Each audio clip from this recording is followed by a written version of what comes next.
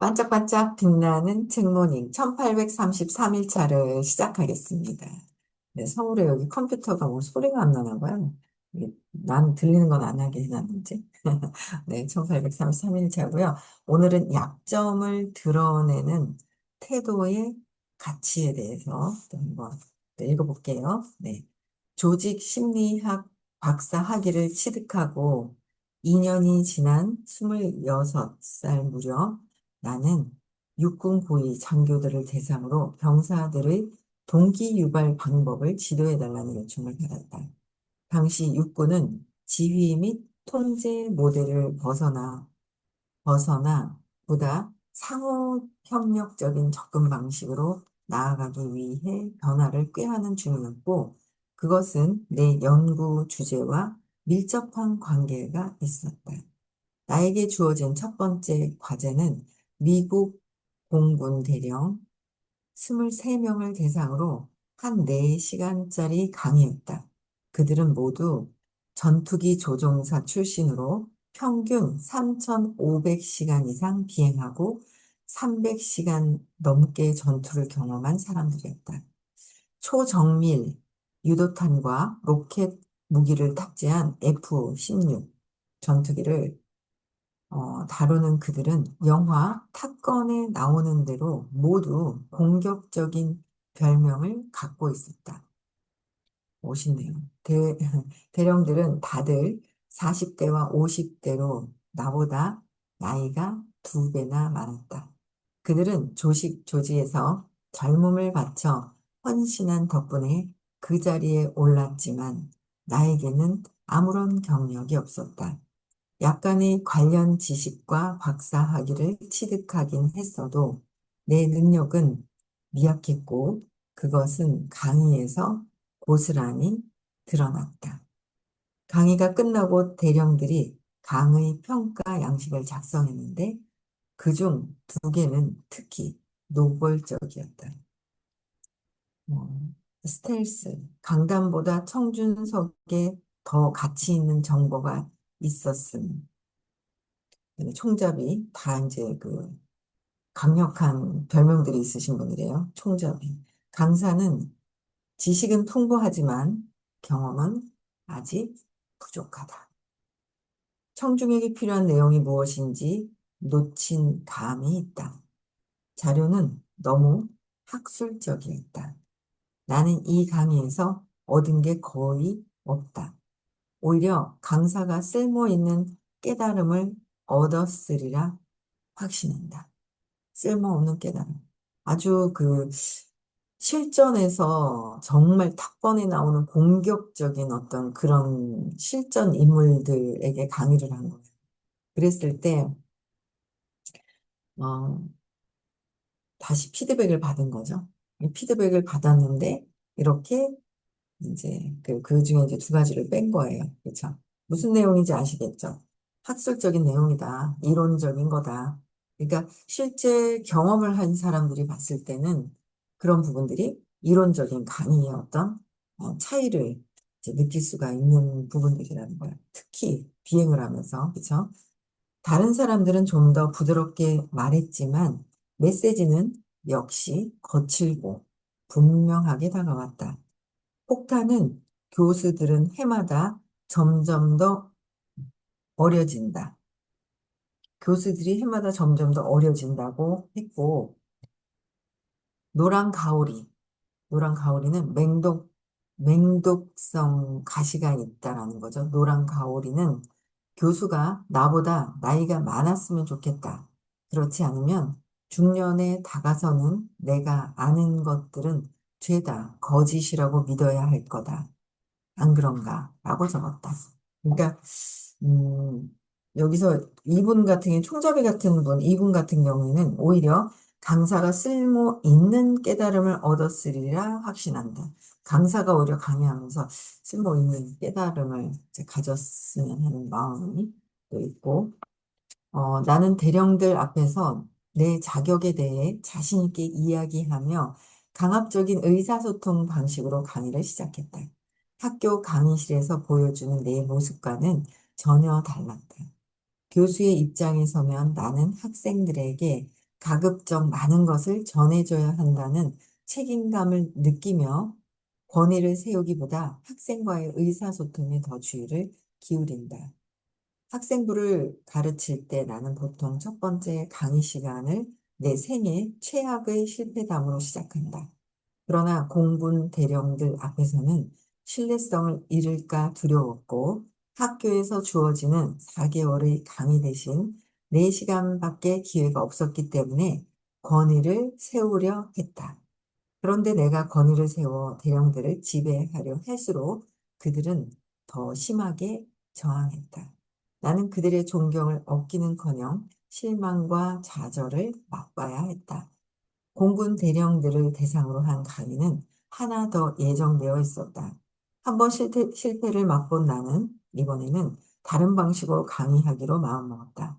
나는 내 자격에 대해 자신 있게 말하는 대신 힘을 빼고 다소 자조적인 말로 이야기를 시작했다.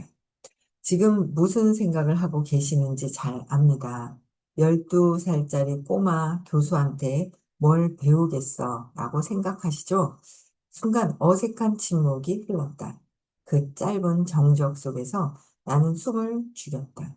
잠시 후 청중 사이에서 웃음이 터져 나왔고 포크라는 대령이 입을 열었다. 이런 완전히 잘못 생각하고 있군. 난 틀림없이 13살인 줄 알았는데 말이야. 물론 강의 내용은 첫 번째와 거의 똑같았다. 어떻게든 정보를 전달해야 한다는 내 마음만은 변치 않았기 때문이다. 하지만 강의가 끝나고 받아본 피드백은 하룻밤 사이에 완전히 달라져 있었다. 개인적인 경험을 바탕으로 이야기한다. 그는 남을 가르칠 만한 나이다. 활력이 넘친다. 분명 이미 성공을 거둔 사람이다. 애덤은 이 주제에 관해 확실히 지식을 갖췄고 그것이 그의 열정과 관심으로 드러났다. 덕분에 그는 큰 효과를 거뒀다. 한마디로 말해 대단하다. 아직 경험이 부족한데도 그는 매우 흥미로운 방식으로 가르친다. 훌륭하다. 매우 활기 넘치고 역동적이다. 애덤이 12살밖에 안 됐다니 믿을 수 없어. 그는 대단히 훌륭하다. 완전 다른, 그러니까 똑같은 내용을 전달하고자 했는데 전혀 다른 피드백이 온 거예요. 그거는 뭐예요? 그러니까 솔직한 이야기를 한 거죠. 무슨 생각을 하고 계시는지 잘 압니다. 그렇죠? 12살짜리 꼬마 교수한테 뭘 배우겠어? 라고 생각하시죠. 너무 처절하게 제가 아는 게 없는데요. 이래서는 되는 거는 아니란 말이에요. 그렇죠? 그거는 아니지만 내가 여러분들이 생각할 수 있는 부분들을 충분히 공감하는 거. 나를 낮추는 게 아니라 공감하는 거였죠. 그랬을 때 전혀 다른 힘을 뺐다라는 거, 자부심, 내가 뭔가 알려준다, 가르친다라는 말을 뺐다라는 거야. 힘을 뺐다라는 거. 힘을 뺀 의사소통이 만들어낸 차이다.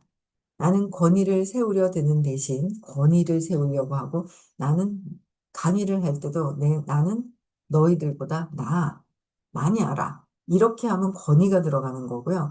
그냥 내가 알고 있는 모든 그런 것들을 함께 나누려고 하는 그 마음. 똑같은 내용을 하더라도 내가 너희들보다 많이 알아. 175잖아. 함께 나누려고 하는 거. 그쵸? 그 나누려고 하는 거는 사랑으로 들어가요. 500대. 그래서 이게 완전 차이가 있다. 그러니까 반응이 다르다는 거죠. 내용이 다른 게 아니라 에너지의 차이가 있다. 여기서 보면 에너지거든요. 강의하는 사람의 의식이 어떤 의식이냐에 따라서 다르다라는 거죠.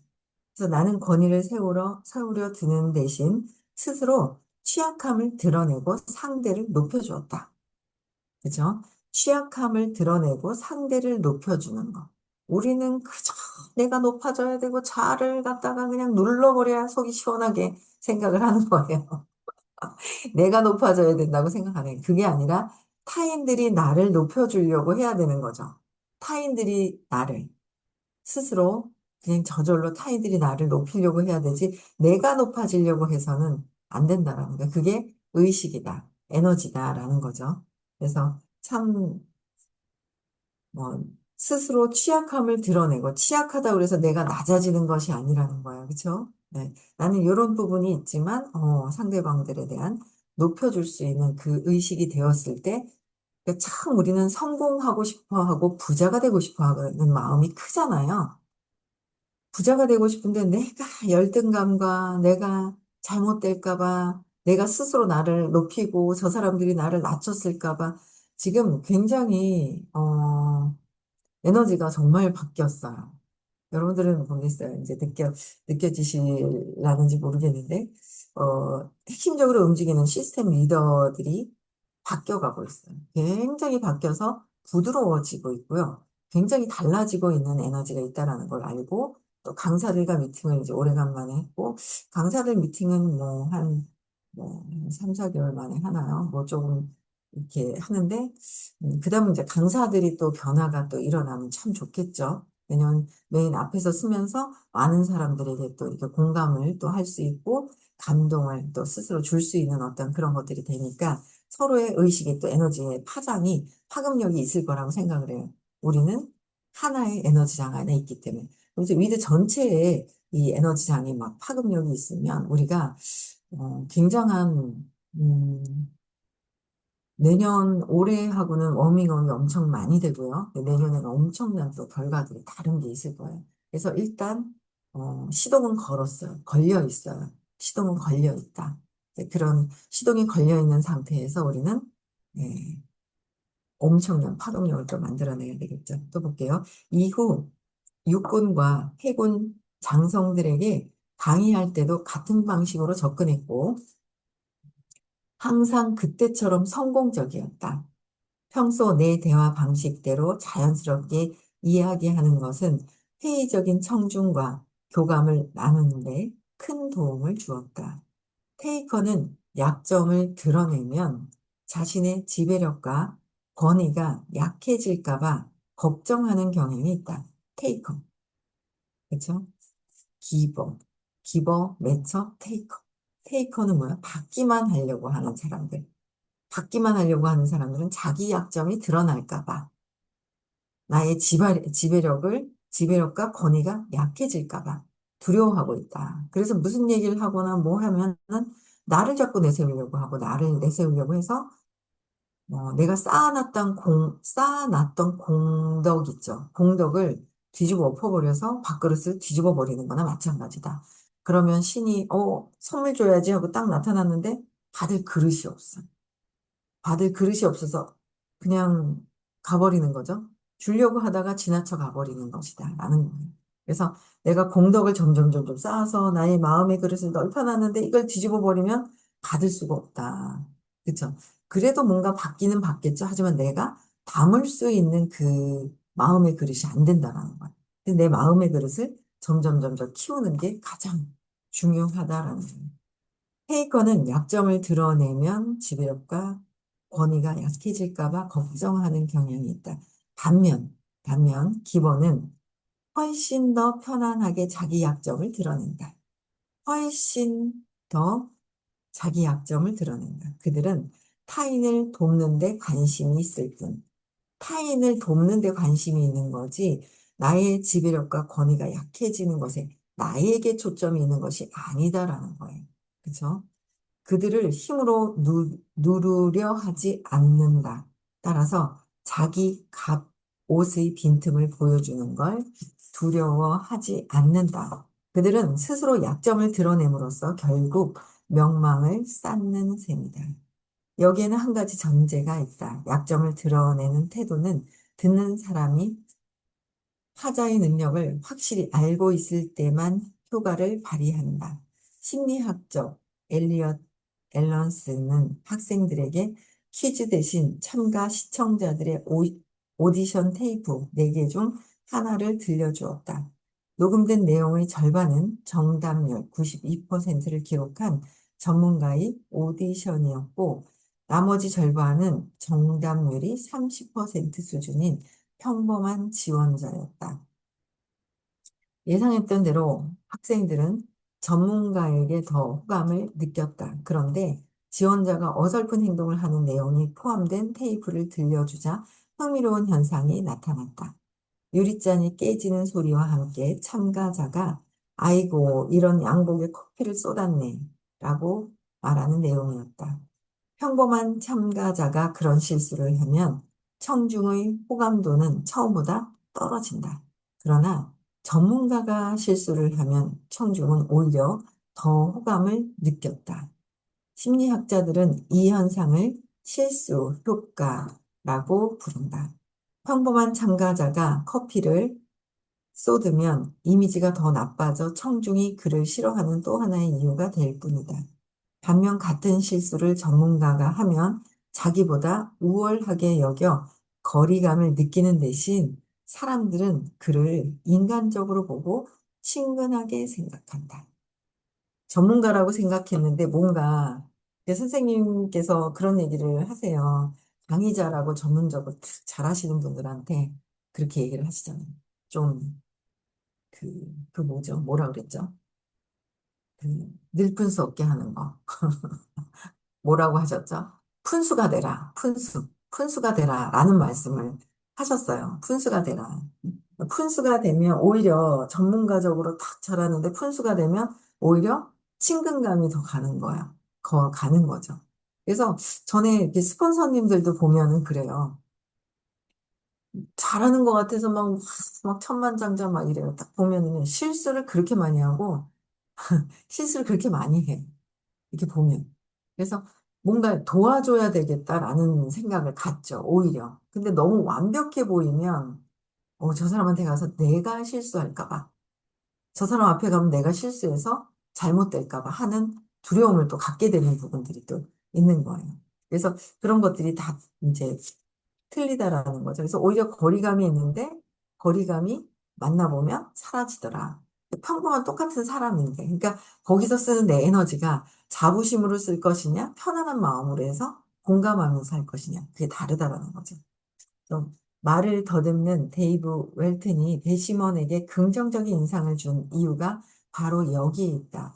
데이브는 재판 중에 세상이 다 알도록 말을 더듬고 결과적으로 존경과 찬사를 받았다. 배시먼단은 그에게 호감을 느끼고 신뢰했으며 그가 하는 말을 더 주의 깊게 들었다. 이로써 테이브는 배시먼에게 자신의 핵심적인 변론을 펼쳐 무대를 제공받았다.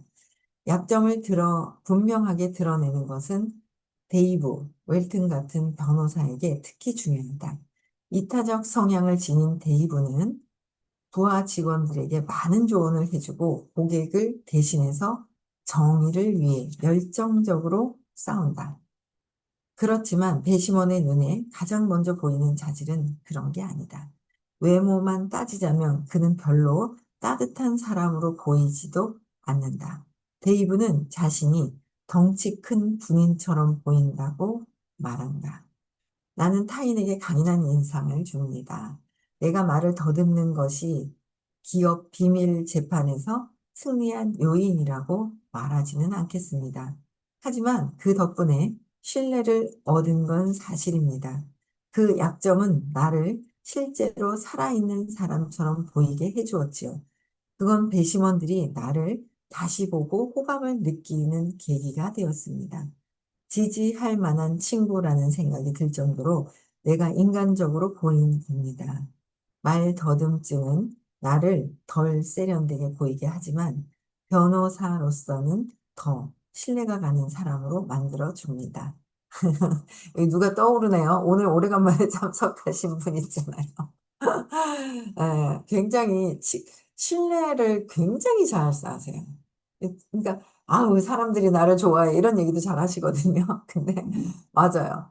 귀엽기도 하고 막 열정적으로 얘기하실 때 오히려 더 신뢰감을 주거든요. 근데 사업은 뭐야? 내가 지속적으로 끈기 있게만 하면 되는 것 같아요. 어떤 그런 부분들이. 그래서 나의 약점이 아니다라는 거야. 긍정으로 상대방과의 관계에서 긍정으로 승화시킬 수가 있다라는 거예요.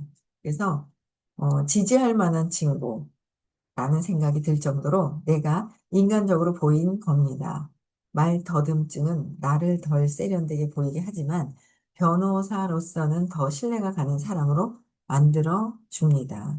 사실 지나치게 말솜씨가 뛰어난 변호사를 좋아하는 사람은 없지요. 좋은 변호사는 전문적인 능력을 갖추려고 애쓰는 동시에 평범한 사람이 되려고 노력해야 합니다. 평범한 사람이 되려고 노력해야 된다. 데이브가 자신의 타고난 겉모습에서 드러나는 강인함은 강인함을 누그러뜨려 높아진 명망은 청중을 설득하는 강력한 메시지로 작용을 하게 되었다라는 거예요. 그래서 저 같은 경우에도 이제 의식 수업이나 의식 수업을 미팅하러 오잖아요. 그러면 본인 얘기를 하시는 경우가 굉장히 편안하게 본인 얘기를 하시는 경우가 소수예요. 처음부터. 어느 정도를 좀 알고 친근감이 있을 때 의식 이제 미팅을 하면 이제 본인 얘기도 하시는데 처음에 만난 경우 있잖아요. 그럴 때는 자기 얘기를 하시는 게 정말 적어요. 정말 적거든요. 근데 그래서 제가 제 이야기부터 먼저 해요. 저는요 하면서 저의 제가 딱 이렇게 있으면 또 뭐예요? 상담을 하는 사람이다라고 하면 뭔가를 더 많이 잘할 것 같은 그런 느낌이 드는가 봐요. 그렇지도 않은데.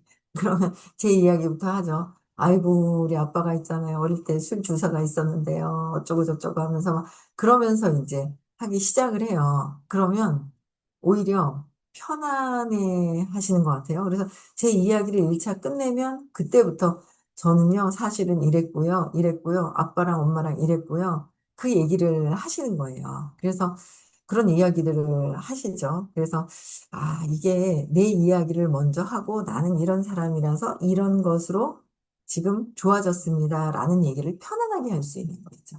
나의 이야기를 편안하게 할 수 있어야 되거든요. 그러면 도움이 많이 돼요. 근데 나라는 사람을 포장하고 싶어서 아니면 요만큼 있는 걸 더 가치 있게 높이고 싶어서 내가 나를 가치를 높이는 것보다 상대방이 나를 가치 있게 보는 그런 게 훨씬 더 좋은 거잖아요.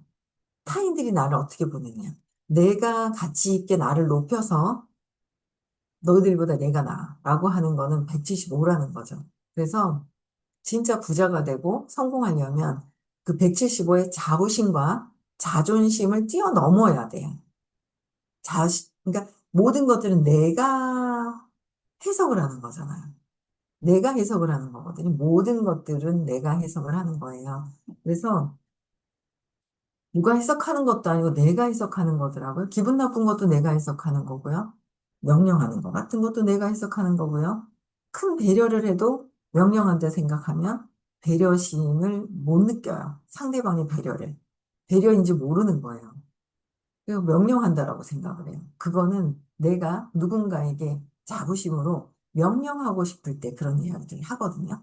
명령하는 게 아니라 충분한 뭔가 의논을 하고, 그죠? 충분한 의논을 하고, 아, 여기 이 사람이 정말 잘할 텐데, 라는 거로 해서 이야기를 하는 부분들이 있는데, 명령한다고 생각하시는 부분들이 있는 것 같아요. 근데 그런 건 절대 아니다. 그분들의 어떤 능력이 있다라는 거, 뭐 그런 것도 또 이제 알려드리고 싶고, 어쨌든 모든 게 내 마음 안에서 이루어지는 거잖아요. 그래서, 그런 부분들이 내 안에서 이루어지는 모든 게 투사다라는 거, 저도 아직 투사가 다 걷어지지는 않았어요.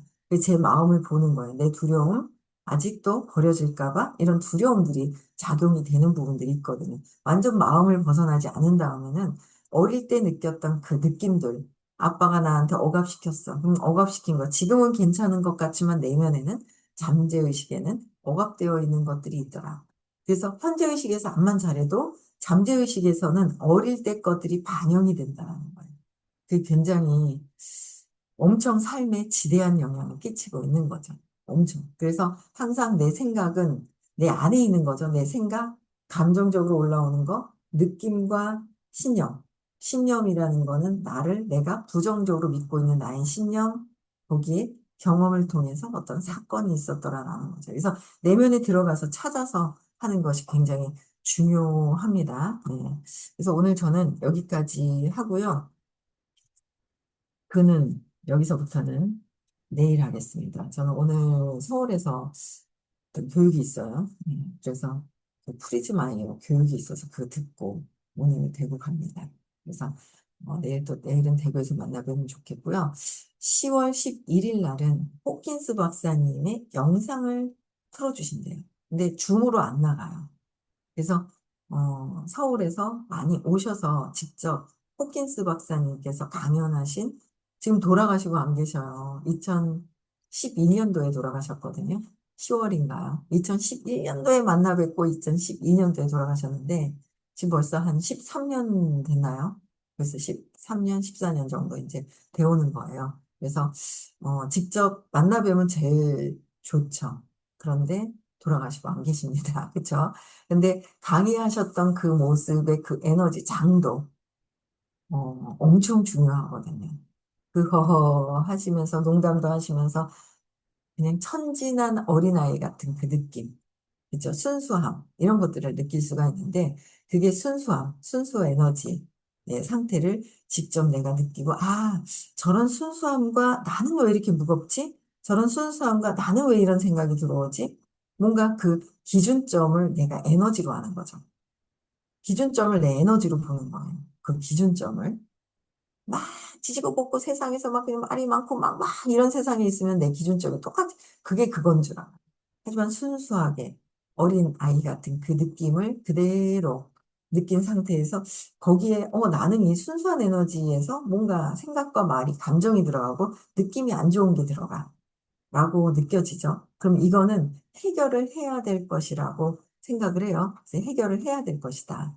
그래서 여러분들이 아마 오셔서 들으시면 엄청나게 도움이 많이 될 거라고 생각을 해요. 그래서 오셔서 서울에 10월 11일입니다. 그리고 토요일은 이번 주에 수업이 이제 없어요. 그리고 이제 10월 11일에 명절 세고 하는 거고요. 그다음에 내일 부산에서 수업 있고요. 그다음에 명절 세고 대구에서 수업이 있습니다. 그렇게 또 이제 추석 때 건너 쉬어갑니다. 많이들 참고를 좀 하셨으면 좋겠고요. 네, 인사하고 또 마치겠습니다. 12월 6일, 7일도 깨달음 시크릿 있고요. 네. 최상기님 가신다고 그랬어요. 네. 다 공지해버려야 돼. 네, 감사합니다. 인사하고 마칠게요. 네.